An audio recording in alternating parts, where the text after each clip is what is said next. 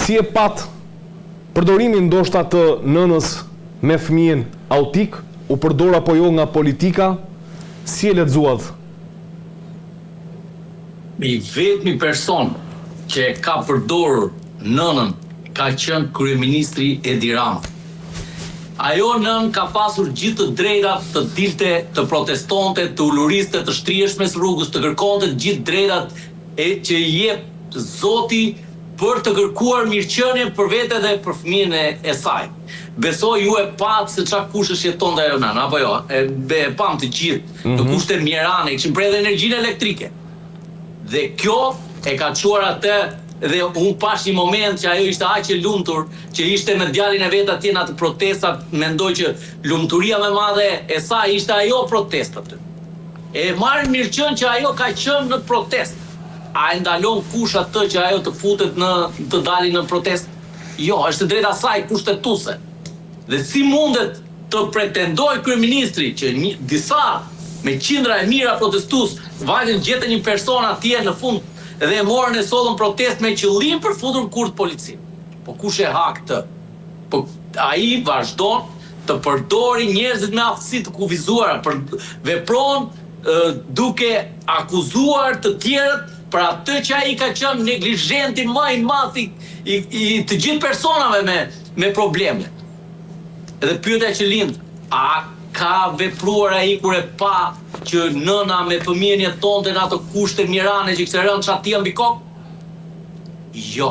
Çfarë bën? E morën nga ajo banesë edhe fshen një banesë tjetër akoma më të rënuar.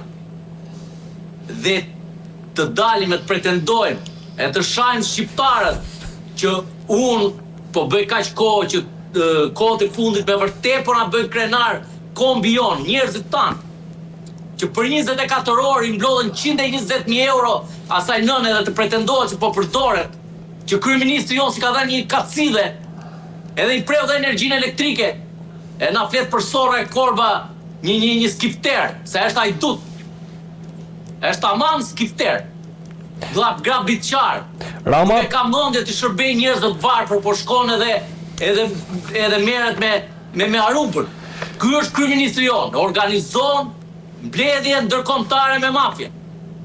Dhe nuk i shërben qytetarëve të vendit vet. Kryeministri Rama ka fare këtu, fare përdorje nga protestuesët. Politika e qelbur e një kryeministri normal do ta përdori. Në fakt kryeministri tha ishin skena shumë të dhimbshme. Kryeministri shkortin fëmijë me probleme, të lotoj dhe të përqafoj të vetme shpresë në mënyrë instinktive është prekse. E krahasoi kryeministri atë çast, domethënë me manualin që përdorin terroristët që fshihen pas grave dhe fëmijëve, duke thënë që ndoshta zonja nuk ka informacion që është dyfishuar mbështetja dhe për fëmijët autik dhe nënat e tyre.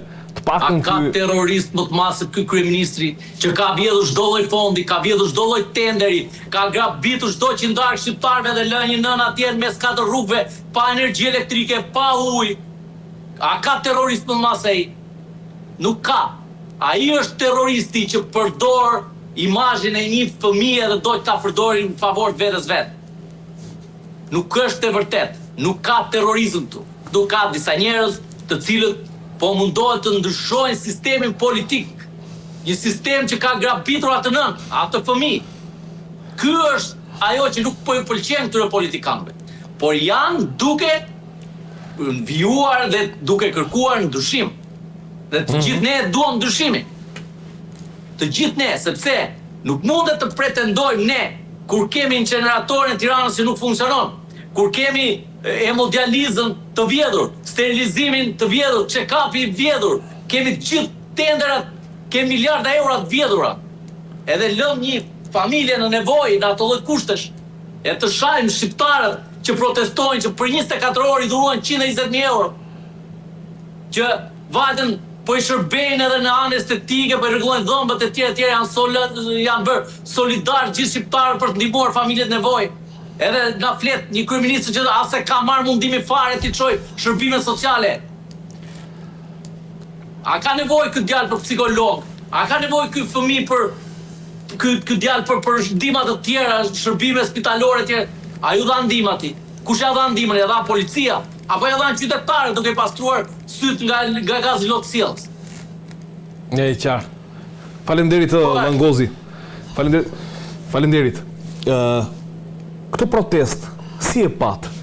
Pati më shumë dhunë se një herë më përpara një mobilizim më i madh i forcave të policisë për të garantuar sigurinë fizike të deputetëve, po ta shikoj, ishte bllokuar që te Ministria e Brendshme, pra gjithë pjesa pedonales që del tek kuvendi, shumë forca sigurie për sigurinë e deputetëve. Ishte bërë shumë forca sigurie, kishe kontrolle personale për posedimin e vezëve ose frutave, ndaloj që të afroheshin këtë zonë me vezë ose me fruta ose perime të ndryshme, sepse mund përdoreshin për veprime ndaj deputetëve. Pra nuk është lejuar afrimi i vezëve në vendin e ngjarjes. Lidhe me deklarimin por lidhe me këtë zonjë që kishte fëmijën e smur, unë i besoj fjalës që thot kjo zonja. Edi Rama ka bërë një deklarim politik që të shkote futën. Kjo zonja flet vërtetën. Thotë kam qenë rastisht aty, thotë kam kaluar, thotë. Pas djalin terapi, ka pretenduar. Domethënë është një kryqëzim, sepse është i vetmi vend që mund të kalosh te pazari i ri, te zona e sheshit Skënderbes. S'ke ku të kalosh tjetër. Pra i bioset, pra është tek rruga e Elbasanit. Do kthehesh djatës, nuk ke nga të kalosh tjetër, është i vendi është i zënë. Dhe po dalësh te ura tabakëve është prap vendi i zënë, është i vetmi korridor që mund të kalosh. Korridor tjetër mund të zbresësh është lumi Lanës, nuk ke ku kalosh. Do ecësh ndjet, do dalësh te bulevardi qendror, po është i bi shumë larg, i bi informuje. Dhe ky është, unë e besoj zonës, është i vetmi rrugë që mund të kalosh. Tani ajo që tha Langozi është e vërtetë. Ore, janë spitalet më rregull. A janë rregull spitalet? Po s'janë pra rregull spitalet.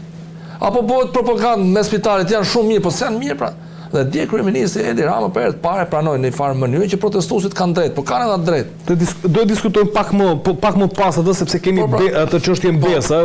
Po. Dhe në rastin konkret mendoj që kjo thotë të vërtetën duhet është gjendur në një vend që është ushtruar dhunë në mënyrë të paligjshme. Pra domethënë dhunë ose më saktë është janë kryer akte të cilët nuk kanë lidhje. Fëmia duket qartë që është, domethënë. Po sepse, shiko, njerëzit ndoshta një pjesë e njerëzve të cilët nuk janë përballur ndonjëherë në protestë me gazlotësjellës. Gazlotësjellës është shumë i fortë. Është shumë i shqetësuar, po të rri afër nënës, kërkon nënën afër. Shikoj, pra është ashtu dhe nëna është në panik, kuptimin është sepse për shkak të djalit ka ndikuar gjendja emocionale e djalit dhe te gjendja emocionale e nënës. Mendoj që kjo ka qenë rastisht aty.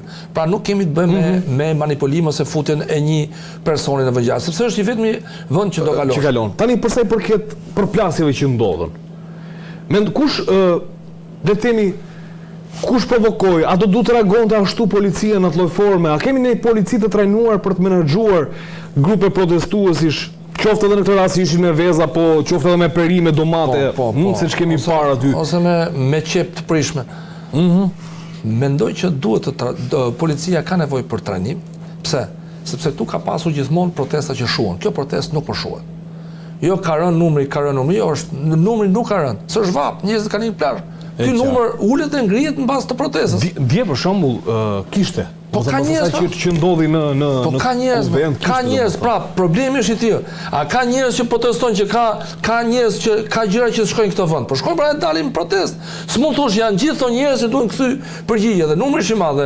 Policia duhet të trajnohet, sepse nuk ka pasur në historinë në 35 vjeçare një qendrim kaq persistent dhe rezistent që ka rezistuar kohës. Një qendrim gati, domethënë që të qëndrueshëm ditë për ditë, pra nga data 31/5, pra që nga maj, fundi i majit, ne kemi një qëndrim, kemi një qëndrueshmëri.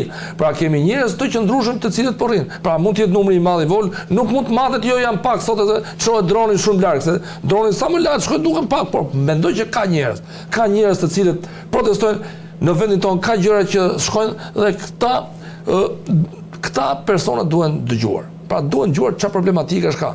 Duke që do flasim më vonë për gjithë sektorët e jetës, por dhe policia duhet të trajnohet sepse po ndodhin fenomene të reja, pra njerëzit po protestojnë. Nga më përpara që thotin shqiptarët janë gjumë, jo s'janë gjumë, janë gjithë trinjët. Unë i kam pa vetë,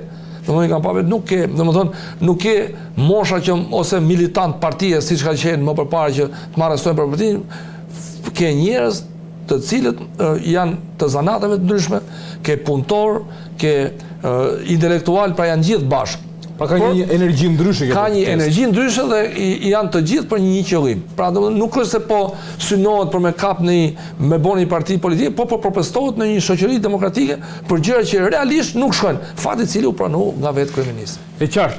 Langozi përsa i përket proplasjes që ndodhi mes protestuesve dhe policisë, ne unë pash dhe disa pamja aty se që ishte një si lëng gjyrë bluaj, si nuk e di si gurkali, si ta them. Proplasja për mendimin tim ka lindur provokimi i policisë, sepse kam parë një nën që trishin zvat. A mund të flasim ne që tu kishte kjo nëna rezistencë të atil që të kundërshtonte forcat e policisë. E kam parë gjithë shqiptarët si trishin zvat. Apo dhe rasti kësaj nëne që ishte me fëmijë, apo dhe fëmijë të tjerë të mitur cilët kishin dunuar me gaz locjellës. Pra, policia në rasti konkret ka bërë gabim shumë të madh që është bërë palë me politikën dhe nëse ne do t'i referohemi faktit, aty ishte një shef komisariati, i cili protestuesët rrinin ai insulmonte. Besoj kemi parë të gjithë në video që e sulmonte vetë shefi, kishte marrë një sprite dhe i godiste protestuesët sy. Si është e mundur kjo gjë? Si është e mundur që të dhunosh protestuesët? Normalisht vezët janë simbolik. Nuk është se po dhunohen deputetët, po janë simbolik për të përpis atë politika, atë vjedhje, atë grabitje që është bërë nga këta politikanë në Shqipërisë. Se nuk të vret vesa, madje e goditën në kokë shefin e komisariatit numër 4, me sa mos gaboj, dhe nuk pati probleme. Vazhdoi aty luftën e me protestuesët. Pra, si mundet të ruajmë ne makinën e një deputeti, të blerë me lekët e taksave tona, edhe të dhunosh fëmijët, ti lëshosh gaz locjellës, për mendimin tim kjo është shumë e rëndë. Dëgjova dhe komunikata që bëri drejtori përgjithshëm policisë shtetit. I tha të mos ushtrohet dhunë ndaj qytetarëve. Sërish nuk u dëgjua. Nuk u dëgjua ta vepruar nga. Përse merr ndonjë urdhër tjetër më i fortë aty në vend? Patjetër shefi komisariatit numër 4 doli kundër urdhrave të dhëna nga drejtori i përgjithshëm, sepse drejtori i përgjithshëm tha të mos dhunohen protestuesët. Doli komunikat për media e tjerë. Jo, bëri të kundërt të shefit dhe provokonte gjatë gjithë kohës protestuesët, që u agravua situata në atë lloj gjëllje pastaj. E qartë. Mirë, tani, duke qenë se jemi tek çështja e protestës, mirë apo keq, protesta, duke se i ka dhënë një tronditje sistemit politik të ndërtuar në Shqipëri në këto 36 vite. Pra, krahas qeverisë, që kërkohet sigurisht dorëheqje e qeverisë, është goditur në këtë protest edhe opozita si strukturë politike e cila nuk i ka shërbyer ashtu siç do duhej politikisht vendit. Dhe duke se reflektimi i parë publik vjen pirisht vetë nga kreu i qeverisë, Edi Rama, i cili tha që kjo protest në bulevard ka qenë një pasqyrë reflektimi dhe që ka dalë një mësim nga protesta e flamingove. Dhe mbi bazën e këtij reflektimi është publikuar, është prodhuar nga ana e qeverisë një dokument i titulluar Besa. Pra me sa duket, Besa është një kthes politike që kërkon të bëjë qeveria bashkë me të gjithë kabinetin e me të gjithë strukturat që ka dhe partia socialiste për të shërbyer mandatit të kadrët, sigurisht mbi bazën e asaj se çfarë është kërkuar dhe nga ana e protestës. Dëgjojmë çfarë tha kryeministri dhe rikthehemi ta diskutojmë. Ky është një tjetër mësim, shumë i shtrenjtë i bulevardit Flamingove. Dhe nga këto mësime, lindi edhe ky dokumenti që i parë që kam sot. E kam titulluar me një emër shumë të vjetër dhe shumë të madh. Besa. E di që ky emër do hap debat, por e zgjodha edhe sepse ha debat. Asnjë fjalë tjetër të gjuhës tonë nuk gjeta që ta thotë më qartë çfarë kthese i duhet mandatit të katërt. Që njerëzit e këtij vendi të mos i përjetojnë më vendimet tona si prerje në besë. Të mos ndihen më të padëgjuar, të painformuar dhe përveç se të padëgjuar, të painformuar, të papërfillur. Po nuk do shtjelloj këtu dokumentin larg qoftë, se është më shumë faqe se sa fjalimi, që siç e shihni është karakteristikisht jo i shkurtër. Do të ta merrni të gjithë me vete për ta shkoqitur qetësisht gjatë pushimeve, sepse është i hapur për, siç thash, kontribute. Megjithëse e di që përpara se të filloni ta lexoni, do jetë hedhur nëpër kanalet sociale, i mbuluar me puplasorash. Mirë, ky ishte deklarimi i kryeministrit Rama për sa i përket dokumentit të titulluar Besa. Llangozit ta nisim së bashku.